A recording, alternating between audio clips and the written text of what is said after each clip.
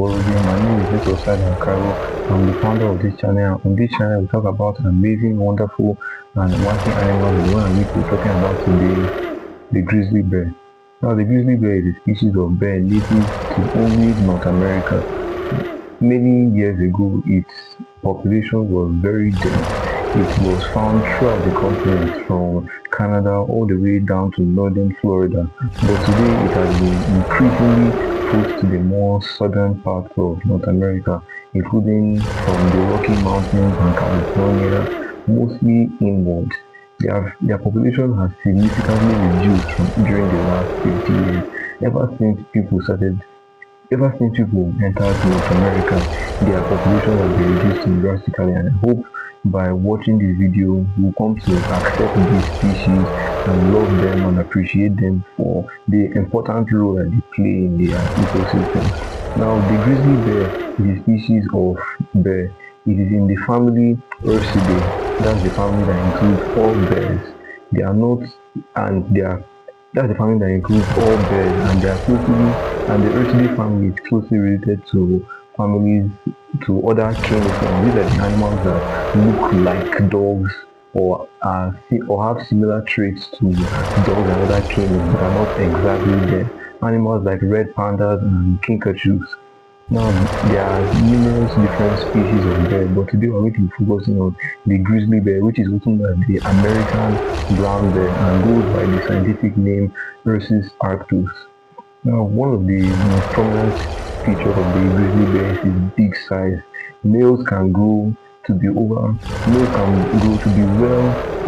almost taller than some tall men when they stand on their hind legs, often to fight and forage.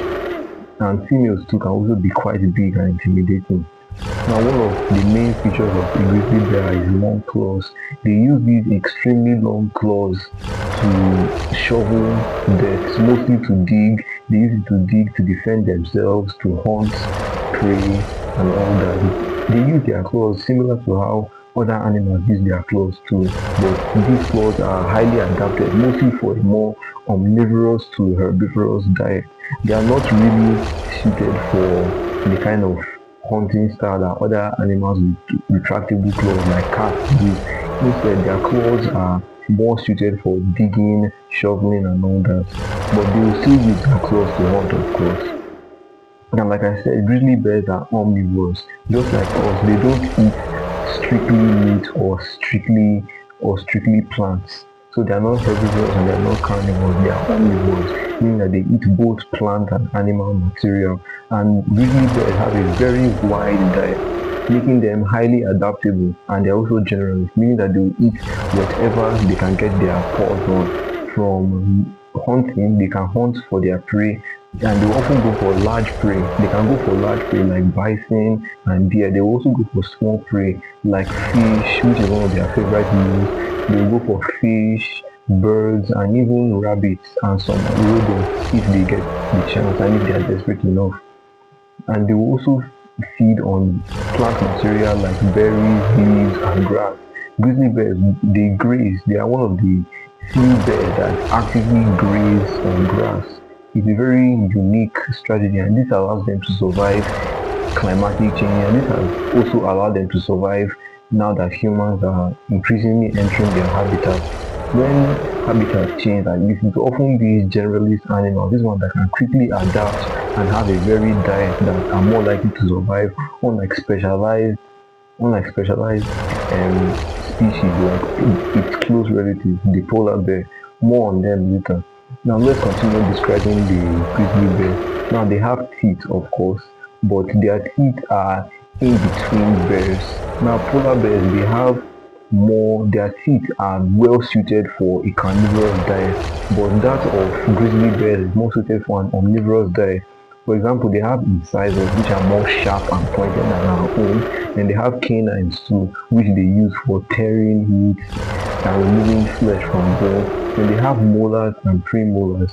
These ones are similar to our own, but not quite like our own.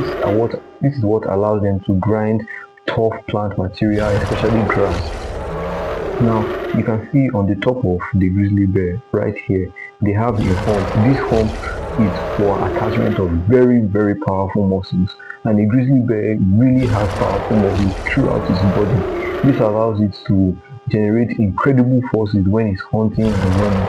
And speaking of running, grizzly bears can sprint to over 40 kilometers per hour, making them extremely fast, much faster than humans.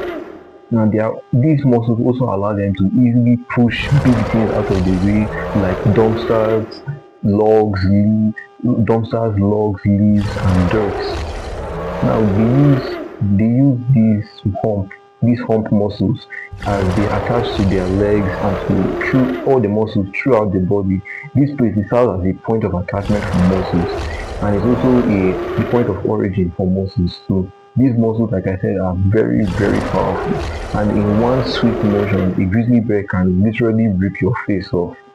No, but this doesn't mean that they are particularly aggressive, although females are aggressive, especially if they have cubs. Now, just like any mother, they want to protect their young ones because they are very important to them.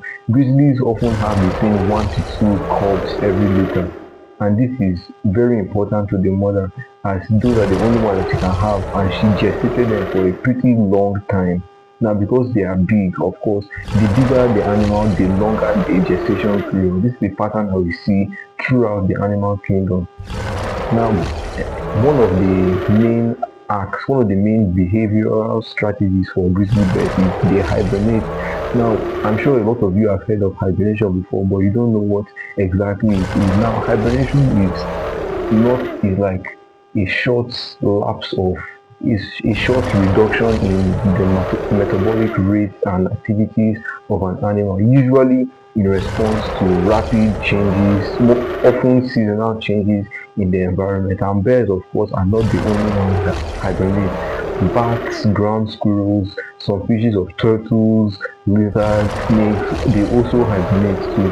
If you want me to do a video about hibernation, you can leave it in the comments below.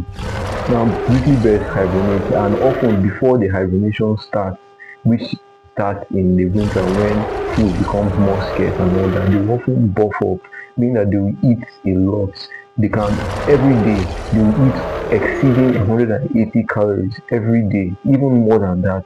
They need to grow extremely big and extremely fat so that they can save a lot of food in their bodies for the often long periods of hibernation, which can put a lot of stress on the body of an animal. Now, just like many other animals in North America and many other animals around the world, grizzlies face prostitution and hunting and all that. Mostly some people hunt them out of fear and trophy.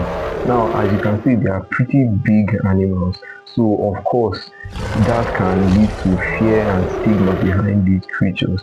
They are also hunted because of competition, usually during the time that salmon, which is a type of fish that both humans and grizzlies feed on. Usually during the breeding season, they will come into vast numbers, and even normally on occasion, they still do come out. They still live in the area, mostly the young ones, and both humans and grizzlies are in sort of direct competition, hunting the same food. And also humans are encroaching on their habitat every day.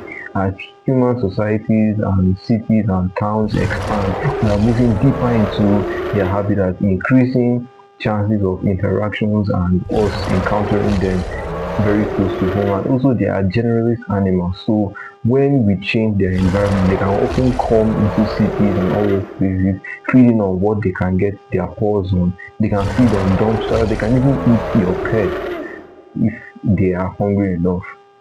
Now, I hope you learned a lot about this incredible animal today. Now, just like many other animals, they are very important. They play an extremely important role in their environment.